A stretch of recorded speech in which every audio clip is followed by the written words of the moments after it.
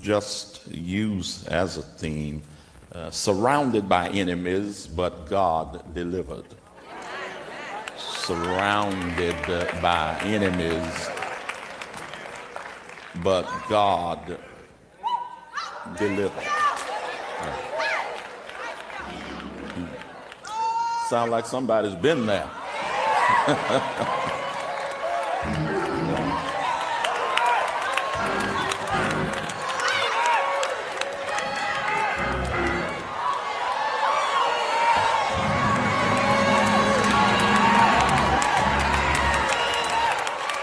Well, if you've been there, just tell somebody, I've been there.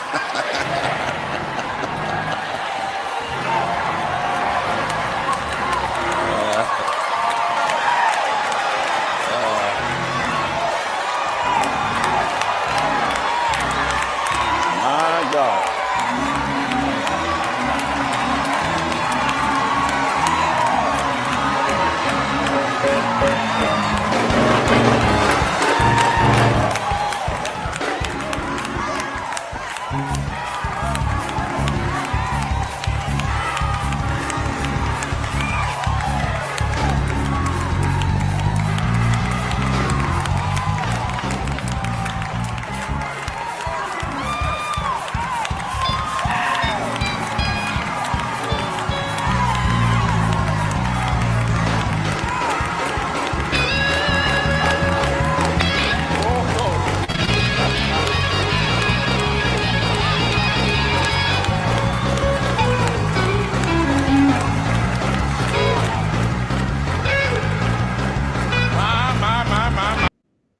Good evening. Oh, my Lord. That again was Bishop G.E. Patterson. All he was able to do was give the subject of his sermon, and you see the church was set on fire. The subject was surrounded by enemies, but God delivered. Amen. Amen. Amen. Amen. Sometimes when it feels like you're about to be swallowed up, God steps in right in the nick of time. And I thought that was befitting to share tonight, because sometimes the enemy is busy, but we know that God is even busier. And glory be to his name for being that man that we can call on in the time of trouble. Anywho, let's move on into tonight's subject. Tonight we're going to talk about unlocked family secrets. We're going to do episode number 5, which talks about the father's secret. Y'all, this was a great episode. I totally enjoyed it. I think this is one of the better episodes that they have. Like I said, some are kind of produced badly and some are produced very well, but I think this was a great episode. Let's do some pleasantries. Good evening, LadyRo in chat. Hello, living for me. Thanks for joining the live. Good evening, Miss That's Me AD. Thanks for joining the live. I really appreciate you guys coming in. So let's get started. Let's sit back, chill, and relax. How many of you guys watched episode number 5? Episode number 5 was about a young lady by the name of Heather James Miller. She's an author, a mother of 3, and she's also an entrepreneur. It was a great episode because it was very suspenseful. It kept you kind of trying to figure out like what happened next. But it was a great episode. So I hope my notes make a lot of sense because, Chad, I was keeping notes and was like, whoa, wait a minute, whoa. But it was a great episode. The story begins by Heather actually narrating the story. She said that as a child, the three most important people in her life were her mother, her father, and her grandmother. And she calls her grandmother Freshie, which I thought was really cute. Freshie, beautiful name. Heather's mother said whatever Heather wanted, her father gave it to her. This episode was based out of New Jersey. Swedensboro is where the story is based out of. Heather currently lives in that same home that she grew up in, that she was raised in. She goes back and she says she was born in 1978. Her mother, Tommy, was very determined, bullheaded sometimes, but was a caring, and she would give you the shirt off of her back. She was a sweet soul, is the way Heather described her mother. Her father's name was Columbus James, better known and went by the name of Earl. He was an Air Force veteran. He had a great personality. And that was what she kind of left about her father. Before her parents met, her mother had previously been married and had a child. So she had an older sister named Danielle, who was 5 years older than she was. Growing up, Heather remembers it just being herself and her mother and her sister. She doesn't remember at any point during her life that her father lived with them. She only remembers it being just her mother and her sister, Danielle. She said that her parents were not married yet. Her parents were not married. Heather says they were a happy couple, even though her dad was rarely there. And I thought that was kind of weird. How could they be a loving couple when your father's never around? But hey, maybe that's what she thought, that, you know, they were a happy couple, because I don't get happy couple from your dad never being around. But again, she was a child. The sister said Earl visited them about twice a month, if that. And she put if that, like that was very, very rare. In the summer months, Heather would go to her paternal grandmother's house, which was Freshie. She said that her mother worked. Hey Shayna, thanks for joining. She said that her mother worked, so her mother and her dad decided that between the two of them that it would be better if her grandmother kept her. And her grandmother lived, I believe, in Pennsylvania, so she would go spend the summers with her grandmother. She said every summer she would go to her grandmother's house and stay in Philadelphia. I said Pennsylvania. It was Philadelphia. Heather said she had great memories of time spent with her grandmother, Freshie. She had a good friend named Selena, who was her grandmother's best friend's daughter, and apparently they lived next door. They would play together. Heather takes a trip to her grandmother's house, and she talks about the emotions of going to the house. So she gets in the car and she drives to Philadelphia. Her grandmother's long been passed away, but she goes to her grandmother's house and looks around. She's standing on the outside. Of course, they're filming, and she says that just being there, kind of the ride up there was emotional, but being in front of the house, she said, was just very emotional for her. She says that she said that she recalls a lot of photos in the hallway of her grandmother's house. So it gives you like a flashback of an old house with stuff on the wall. And if you can remember back to grandmothers or older aunties or great aunts, they always had pictures of family members. And she said that there were a lot of photos in the hallways. And she would ask her grandmother, who are these people? She told Heather, these are your family members. But Heather recalls that she didn't know any of them. She didn't know any of the people that were on any of these pictures. She noticed that there were no photos of her around anywhere in the house. Like there wasn't any on the wall. She didn't see any pictures out of her. And she said that she didn't understand why there was no photos of her. She couldn't recall why. There was no reason why. There just wasn't any photos of her in her grandmother's house. She also, she said she recalls an incident from 1986 that she says is burnt in her brain. She was 7 years old. Freshie had just gotten off the phone and she looked troubled. She said Freshie told her she would have to go next door to Miss Janie's house, which the young lady we talked about, Selena, was Miss Janie's granddaughter. She would have to go next door to Miss Janie's house because she needed to go run some errands, and she needed to go out. She said she thought it was strange because Freshie never let her out of her sight. So she thought going next door was kind of strange, but she went ahead, of course, and went next door. Heather says she overheard Miss Janie and the neighbor. They were sitting on the porch smoking a cigarette and talking. And she said, Heather said she heard a car and she could see this woman coming out of the car. She could see the back of the lady. She couldn't see the front. And she said she had on heels. And Heather said she wondered, who is this woman and why am I hidden from her? Miss Janie said, oh, that's her daughter-in-law coming. That's what Miss Janie said to the neighbor, not to Heather, but to the neighbor, which I thought was kind of ironic. Hey, Ginger, thanks for joining. Everybody speaking to each other. Thanks for joining the live.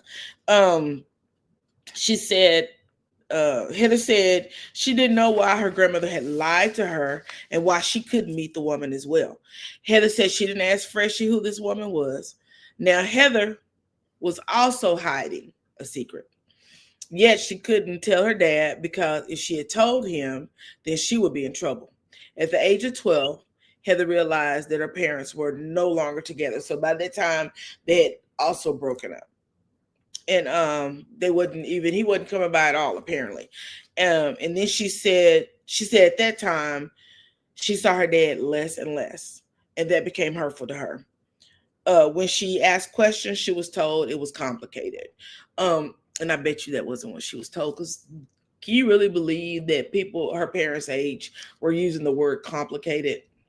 I don't think so. I think she kind of added that word into her narrative. In 1993, she was in the 9th grade. She said Earl took her school shopping. Heather says her dad was in a hurry. He was rushing. And she said he went in front of this lady as they were checking out. And she's on the way out to the car. This man was calling him, Mr. James, Mr. James, Mr. James. Heather said she told her dad, someone's calling you. And Mr. James said, oh, just come on. Earl said, oh, just come on. The guy caught up with them and asked Mr. James or Earl, who is this? And she said Earl looked at him and her dad responded, this is Heather. And she said, that's it, just Heather. Like, not my daughter, not my child, nothing. She was just Heather. Heather said her heart just sank after that. She said she couldn't understand why no one could know about her. In 1983, she goes back into her memory. She said 1983, when she was 5 years old, she said it kind of made sense what her mother had told her. Her mother explained to Heather that Heather couldn't tell anyone who her dad was. So she always had that thought in her head. So her dad not telling other people who she was, she already knew what the answer was already. But I guess just realization kind of set in on what that was. She told her that her dad had another family. She told her that she and her dad wanted her. And there was just this dynamic that she couldn't tell anybody. And I'm sure at the age of 5, that could kind of be convoluted and hard to understand, because how do you explain that to a 5-year-old, and how does a 5-year-old interpret that? Because I think about a 5-year-old and some of the things that they say, and you'd be like, what? You know, have you ever told a 5-year-old something and then they come back and they be like, so and so, so and so, and you'd be like, huh?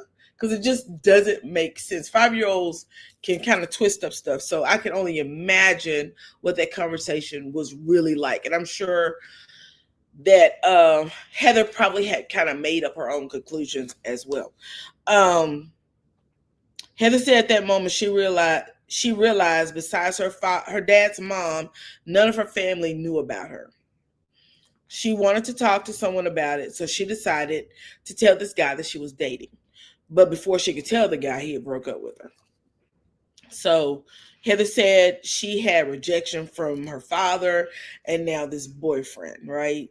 Who was telling her that, you know, he no longer wanted to be in a relationship. So the rejection was kind of twofold at that moment. She realized at this age that this boy that she likes doesn't want to doesn't want to date her anymore. And I think she was still like 12 or 13. And then her dad doesn't want to tell anybody that she's his kid. Although he spends money on her, he gives her things, she still was a secret. He did not want to let, you know, it was almost like he was cheating with her, you know, and that was his own kid. Child.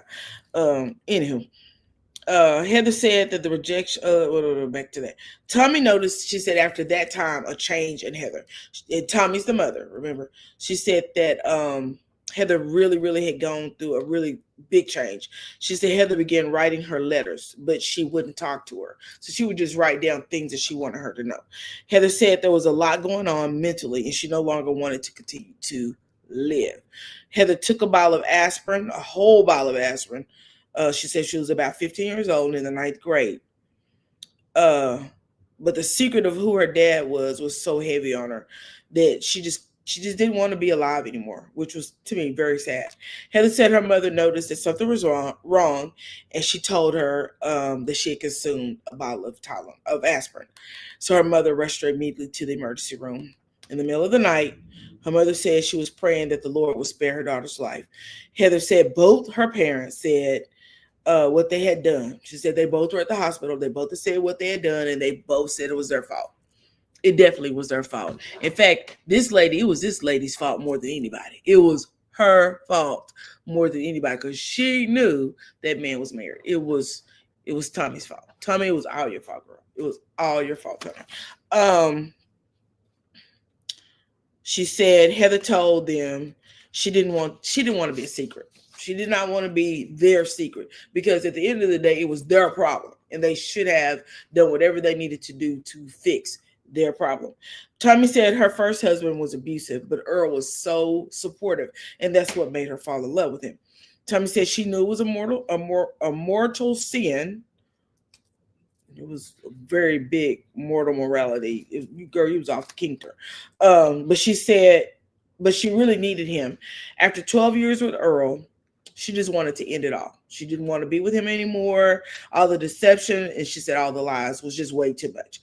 Tommy said it pierced her heart that her child wanted to take her life. She did not want to be alive anymore based on decisions that Tommy and Earl had made. Tommy said she had failed her daughter and that it was all her fault. And again, it was all her fault. It was all her fault. Every bit of it was Tommy's fault. It was Tommy's fault. Anywho, Tommy said Earl had to get it together and make it right with Heather. This is what she said while Heather's in the hospital recuperating from taking the bottle of aspirin. Excuse me. Tommy said Earl was a coward, and I believe it. Earl was a freaking coward, girl. He was a coward. He definitely was a coward. You contributed to it, but he was definitely a coward. Heather said she was angry that her dad wouldn't introduce her to the rest of her family. Earl told her he had a sister. That she had a sister. So, but he wouldn't introduce her to the sister. So Heather wrote Oprah Winfrey and asked her to help her. So around Christmas time in 1985, right after Heather turned 17, a producer from the Oprah Winfrey Show responded to that letter. And she said, could she get her dad to come? And so Heather said, yes, he'll do it. But when she approached Earl was like, I ain't doing that. Girl, I'm not going on no Oprah Show. You get somebody else to do it. That's what he told her. Get somebody else to do it. So Heather told her Heather told him if he wouldn't make a move, she would make a move. Her dad said that he would introduce her to her sister. So because he wasn't doing anything to try to bring her into the fold of his family, Heather decided that, I'm going to do something. So the Oprah Winfrey Show was her first attempt. And when he refused to do that, she was like, okay, if you don't do something, I'm going to do something, homeboy. So you need to get something together. So he decided he would introduce her to her sister. She said before her sister came, she gathered birthday cards and pictures and photos of her and her dad because she felt like she needed to plead her case to her sister. She needed to let her sister know this was really her dad and who she was to them. She said when her sister came, she opened the door and there was her sister at the door. She looked just like the pictures she had seen at her grandmother's house. The sister was adopted. So she found that out from her mother. So Heather was her dad's only, she thought at that time she was her dad's only biological child. She finds out later she's not. But she thought at that time she was her dad's only biological child. Heather said meeting her brought up so many emotions. She said the sister said she wouldn't say anything to the mother, but she would not be seeing her again because it would be a betrayal to her mother. She also the sister said that when she met Heather, she felt as though, Heather said when she met the sister, she said she felt as though the sister had the dad, right? Like the dad really belonged to her because she said the sister was like, my dad this and my dad that, and my dad this and my dad that. And so it made her feel as though this isn't really my dad, it's her dad. She said she was just a ball of emotions, which I can definitely understand that. Heather said when she realized that her dad and his wife had no biological children together, she understood why she was a secret, because she said, can you imagine the hurt that a woman would have by not being able to have children by your husband? And then your husband goes out and makes children with another woman. So she said she kind of understood that hurt, but yet and still, Heather wanted to be a part of her father's life. Heather, at age 17, Heather said she got pregnant. Heather said she couldn't have the baby because she wasn't ready to be a mother. She said she wished she could talk to Freshie, which was her grandmother, but she said by that time Freshie had dementia, so she couldn't talk to Freshie at all. So she was concerned if Earl would be a grandfather to her son. She said, and when her son was born, Earl came to the hospital with diapers. She said he brought enough diapers for a year and other things for the baby. In December of 1997, she was in college and her mother called her and asked her to come home. So she said her mother told her to come home because Freshie had passed away. She said there was a call from the dad. He told her about there would be a viewing on a Friday and that she needed to come to the viewing because that would be the only service. She said, but when she got out of school and got to the funeral home, she realized that she just didn't make it in time because of wherever, traffic, school, or whatever. She said she just did not make it in time. And she said by the time she arrived, it was over and they were closing the funeral home. She said, but she started feeling really bad. She said she was devastated. She thought she had missed it and hadn't had a chance to say goodbye to Freshie. She said, but at that time, a worker who was still at the funeral home came to the door and told her that the funeral was scheduled for Monday. And she said, and as she realized at that moment, she hadn't missed anything. She said she also remembered Earl had lied to her. So now she was shocked and she was upset because she thought he had told her that was going to be the only services that they were going to have for Freshie, which was her grandmother. She said Earl had planned a funeral for Freshie without her, and that pissed her off. She thought that they had made some progress, and here we are going back to these freaking secrets. She thought that when she had her son, that they gave them opportunity to grow, and because he was there and he was, there for the grandson, and then all of a sudden, here we go, bam, we back at step one with these secrets. Heather had made up her mind she was going to show up. She was going to the funeral. I'm coming in here. So Heather said this was her moment. This is my moment to shine. This is my moment to act a fool. I could just see it too, in my mind, her thinking that. And she says on Monday, December the 8th, 1997, she attended her grandmother's funeral, uninvited and unperturbed. So she went in, she was like, this is my time. She said she walked through the doors with a scarf and shades on. She was going to show out. But she was immediately humbled. She said when she walked in, she said immediately she became humbled. Her dad saw her and he told her, come with me. And he took her to the front to sit with the family. She said when his wife asked, who is that? Earl responded, that's Heather. She said rejection all over again. This man just kept doing this to this girl, and I thought, how crazy. Heather said she was grieving too much to make a scene at that time. She said when they opened up the casket, she said she stood at her grandmother's casket and she just talked to her.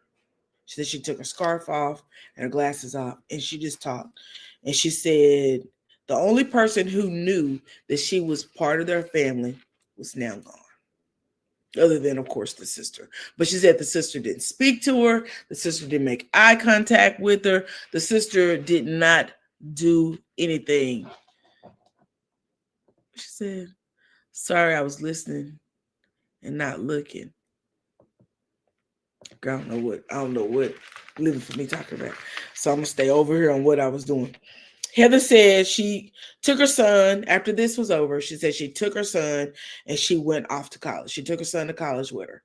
Apparently, he had been at home while she was away at college. But when she came back, she took her son and she left. And she said she shut off speaking to both her parents, her mother and her father.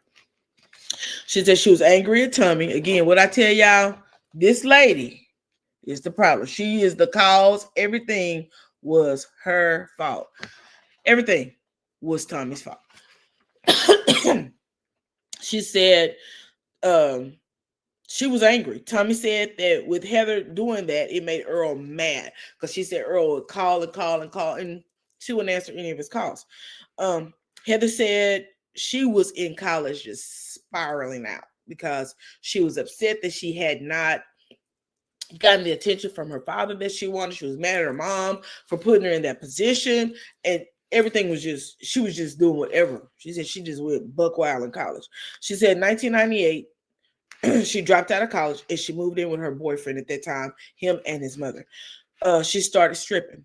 The friend introduced her to the pole and she started sliding down the pole, making her little change. She said, but sliding down the pole wouldn't bring enough money, so her boyfriend became a street pharmacist. And he started selling his little, you know how they do on the streets. Anywho, she said one night something was going on and her boyfriend told her to drive. And she said they were being chased by a guy with a blinky. Somehow her parents found out that Heather was wherever she was and was spiraling out of control, and her dad came and he got her.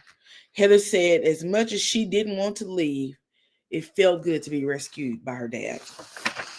Her dad told her if she got a steady job that he would help her get a car, and he would buy her all the clothes she needed. Heather said she met a man after that and he asked her to marry him. She asked her dad to walk her down the aisle. She even asked him, are you going to be present to walk me down the aisle? And he said, yes, I'll be there. And she said she was surprised because he showed up. Heather said her dad rushed through the door, rushed through their dance, the father and daughter's dance, and he cut out shortly after that. Heather said at 27, she was still her dad's secret. At the age of 32 years old, her phone kept ringing one night from a weird number. One evening, I think she said. Then all of a sudden her dad called. And her dad said, if this unknown number calls, don't answer. He then said, she knows. So apparently the wife had found out about Heather. Because baby Heather was not trying to remain a secret. Apparently the wife had found out about Heather and she was livid. Earl said she knows, and now I have to separate from you. So even though she was 32 years old, this incident between him and Tommy happened 32 years ago. And 12 years after it happened, Tommy and Earl ceased to have a relationship. So that would have been 20 years. And you still are rejecting your daughter for your wife. Even though what happened, it happened. Child, it don't make sense to me.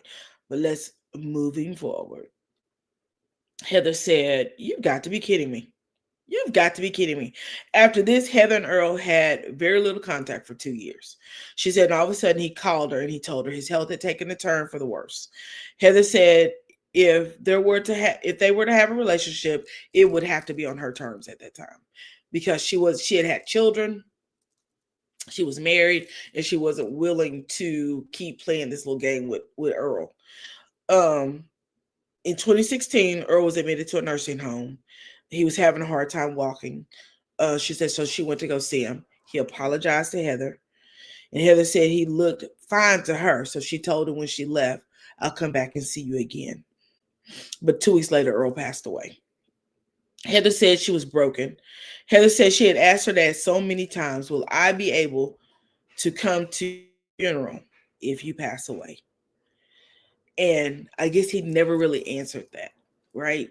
So his first cousin reached out to Heather and she told her, you don't have to worry, you will be at that funeral. Heather said she walked in the church and her father's wife tapped her on the shoulder and said, he never mentioned you to me. And then she said, if he loved you, wait a minute. She said, if he loved you, he would have mentioned you to me. This lady was playing mind games over a dead man. How tragic. Anyway, Heather said, I know my father loved me. I know him, and I know him very well. And as crazy as it is, although she had those years and those spaces between him, when I say that she probably knew him better than his wife, because she actually got the, even though she was a secret, she got the authentic Earl. She got the Earl who was not hiding the secret on the other side. Whereas they got the secretive Earl. She got the Earl got this one and that one and this one, right? She said, yes, she was offended. She said, I was very offended. This man who we both loved caused both of us pain. And I agree with that. This man lived his life doing whatever he wanted to do. He kept her a secret, but he caused both of them trauma, pain, insults. This lady, the wife, had been insulted because he had an outside child, had an affair on her. And then this daughter was insulted because she was the product of the affair, but she was also the secret. So I felt so bad for Heather because she, at the end of the day, she was innocent. She was just innocent. She was innocent. She was a casualty of war. She said she never saw her husband's wife or her half sister again after that funeral. So Earl passed away in 2016. So from 2016 until they filmed this show, she had not spoke to the half sister or to Earl's wife at all.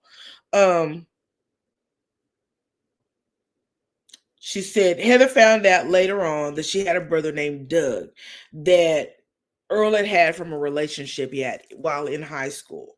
Heather was also able to meet her nephew. His name is Calvin on the show. So they show at the end Calvin sitting in a park on a picnic table, and they meet up and they talk. She introduced him to this lady, the problem.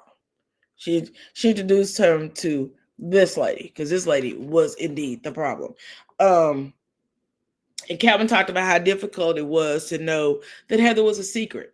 He said he couldn't imagine what she had went through, and the things, the battles she had fought just to be known as her dad's child. Calvin also said that Heather is the secret that they know about, but they are sure there are other children. Child, Earl was out here spreading it low. And girl, I guess spreading it wide. He was spreading low. He was spreading it wide and hanging low. Earl was just doing too much. Earl was just doing way too much. I wanted to fight her myself for that. Me too. When she said that the stepmother, excuse me, y'all. The stepmother said that if he loved you, he would have mentioned you. Girl, what? This man has been sneaking around behind your back for years, and you want to worry about if he loved me. How is you cool? That was just crazy to me. That was wild to me. Hey, Symmetry, thanks for joining the live. You said I intended to watch it before your live, but I went to vote. I had to stand in line for 2.5 hours. It was packed, and I was proud, young and old. Ginger. I went and voted around noon today, right? I got there, I guess it was like, about 12:15 or maybe a little bit later. And I left there, it was 1:45. I looked at my watch as I was walking out the door. It was 1:45. That's how long it took me to get in and vote. And I'm going to say this. I was not upset at all. I gladly stood in line, talked to a couple of people that I knew, one lady from my church. And you know what? She told me something that I thought was ironic. I actually got the complaint line so that she could complain. She told me that when she got there, they kept having glitches in the system. So she said the lady came out with index cards and told them to write down their responses to the ballot. I said, girl, that's illegal. They can't do that. She said, I know. She said, I told that lady, I'm going to stand right here until y'all get the glitch fixed.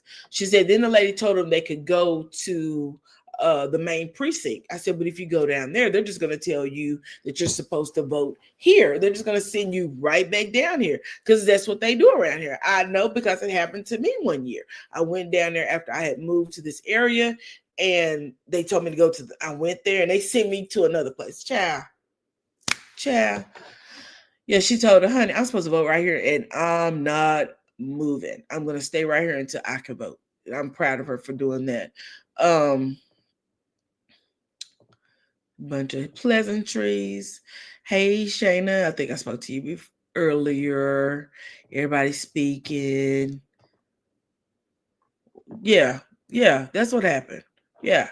And so, girl, I hope she calls them. I gave her the number. I hope she calls them, because to me that was silly. That was silly. You know you can't write down your ballot answers on no index card. Come on. Whew, child. But it'd be the senior citizens at the polls sometimes that be doing the most. She came out there while we were standing in line. She was like, "Oh my God." I ain't gonna talk about the lady today. She was like, "Oh my God, I wish this line would get shorter. I wish this line, oh my God, there's more people coming." Okay, it's getting shorter. But she was about to have a panic. They finally told her to go inside, sit down, and see where they put the paper inside the box. Girl, just doing too much. Some people just do too much. They just do too much. Please like, share, and subscribe to this channel. Thank you guys for joining my live tonight. I am going to step off my soapbox. We're going to be live again tomorrow night. We're going to do some election results, and we're going to talk about a midweek review. There's some things going on in this government that we need to talk about. We need to talk about. Why is they saying they was going to give people half their stamps or their SNAP benefits? Now they're telling people, Trump said today, y'all ain't getting nothing. He said you people getting the food coupons won't be getting nothing. That's what him said. You won't get nothing till the government open up. Baby, when I tell you they're going to have to sue him and maybe take him down for treason, I don't know what they're going to do. But I'm just telling you, we are in perilous times. We really, when I say we are. Y'all, if you getting stamps, y'all better make that food stretch. I'm telling you, eat whatever. If you don't like to dig way down deep in the deep freeze, that stuff that's the little frost done got on the dig deep in there. Get that food up and cook it. If you got a few dollars, run out and get you some beans and some cornmeal. Make your children some gourmet. Baby, get some neck bones. That'll go a long way, even though neck bones are gotten high. Get you some neck bones. Put them in there with them beans and peas, and that'll give them a little meat to go along with them. It gives them some cornbread. That's a whole meal, baby. A whole meal. Do you hear me? That's what the grandfolks lived off of. Do you hear me? That's what the grandfolks lived off of. You said, thanks, lady. Thanks, my LadyRo. Great live. I'll have to try to watch this series. You make it sound so good. Girl, it is good, Shayna. It is so. Oh, when I tell you I love it, have no words. Vote. Oh, my God, Ginger. Vote, vote, vote. Protest, protest, protest. Excuse me, y'all. I don't know. I got some type of allergy. But there is a blackout coming. I think, let me see if I have it on here. There is a blackout coming. I want to say it's November. I posted on my Instagram. Even though my Instagram is kind of locked up because I don't like the trolls I don't want you on my Facebook. I don't want you on my Instagram. I ain't gonna start no new pages because I don't need no new friends. I scroll through people keep sending me friend requests. Girl, keep knocking, but you can't come in. When I tell you my Facebook page is only for my friends and my family, I have over 2,000 people on my Facebook page, but I know pretty much every single one of them. Pretty much. And if I don't know them, I know people that are related to them. Right? Yeah, you're not getting in on there. Keep pushing the buttons. Child, I scroll through them every once in a while, see if it's somebody I know that I may have missed. Otherwise, they're not getting in. Let me see where that black cat is, because I know I screenshot it. Here it goes. The second wave blackout. Let me send it to this so I can share it with you guys. Reasonable doubt. I've got to look for that. I don't know where I would find reasonable doubt, but I will look for it. I'm not good on adding new things to my plate at all. And that's probably not a good thing, but I need to be more flexible. But I'm not always that flexible, to be honest with you. I have lots of opinions. This is the blackout. This is called the second wave. Blackout the system. Second wave, November the 25th through December the 2nd.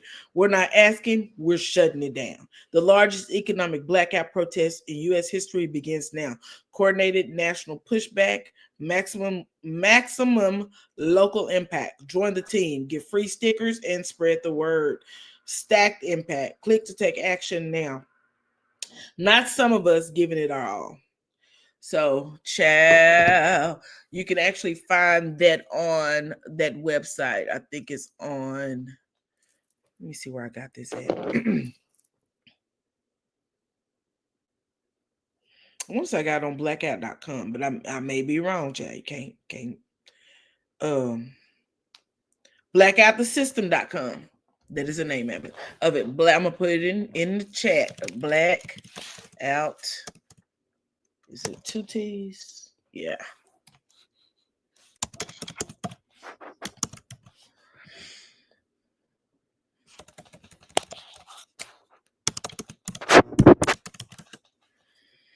I hope that's right, because y'all ain't got my glasses on. I tend to take them off when I get home. Smothered neck bones is better. Oh, smoked, I'm sorry. Smoked neck, girl, if you say so. I put mine in my beans and my peas. I also throw a little ham in there sometimes, whatever I got. Honest with you, I don't cook neck bones. I'm just gonna be real frank, real honest. I buy turkey tails because they have a lot more meat, and I put them either in there with my black eyed peas or my red beans. I'm gonna put me some type of smoked meat, so it's normally smoked turkey tails because they have a lot of meat on them. Ooh, look, Ginger likes smoked neck bones. My mama used to, girl. Hey, Queen Script, my beauty queen. I can't be fighting them neck bones. I just can't. I can't be, girl. I don't like stuff on the bone. No way. That's why I do turkey tails or turkey necks. Once they get in there, or I've even done turkey wings. And once it gets done, I just pull the bones out and let the meat. I pull the bones and skin. I don't touch none of that. Baby, I got tones. I don't like none of that flesh stuff on my fingers. Blackoutthesystem.com. Please, we got to stick together. We don't stick together, I don't know what's going to happen to us as Americans. You guys, if no one told you today they love you, I love you, I will check out Reasonable Doubt. I definitely will.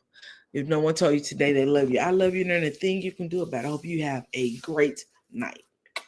Bye-bye.